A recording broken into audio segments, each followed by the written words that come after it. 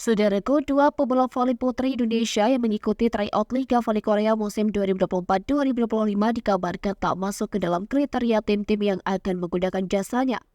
Namun tak ada nama yang lain Liana dan Aulia Suci Nur Fadila dari nama-nama yang disebutkan dalam daftar kandidat pemain terpilih.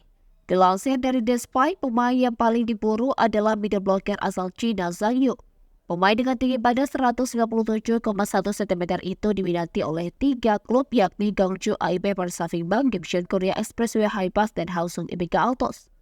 Sebelumnya hanya AIB Pers yang tertarik untuk menambahkan pemain yang berposisi sebagai middle blocker. Tetapi dengan kriteria Zhang Yu di lapangan, Gimshin Korea Expressway Highpass dan Ibika Autos memutuskan untuk berinvestasi padanya dengan pilihan pertama. Lalu tim dengan pilihan kedua dan ketiga harus membuat daftar pemain terbaik tanpa Zhang Yu. Kebanyakan dari mereka tertarik dengan pemain yang berposisi sebagai outside hitter. Pemain yang masuk dalam radar pemburuan adalah outside hitter asal Australia, Stefan Wheeler. Selain itu ada beberapa pemain lain yang mencuri perhatian dari 3 tim atau lebih. Mereka adalah pemain asal Vietnam, Tran Tu Lim, yang dikenal karena memiliki pertahanan yang sangat baik. Pemain selanjutnya yang masuk ke dalam radar adalah pemain asal China Ru Lei Huang pada posisi middle blocker. Masih dari lini serang, opposite hitter yang mencuri perhatian lebih dari 3 tim adalah pemain berdarah Kuba Kazakhstan Younes Lopez Batista.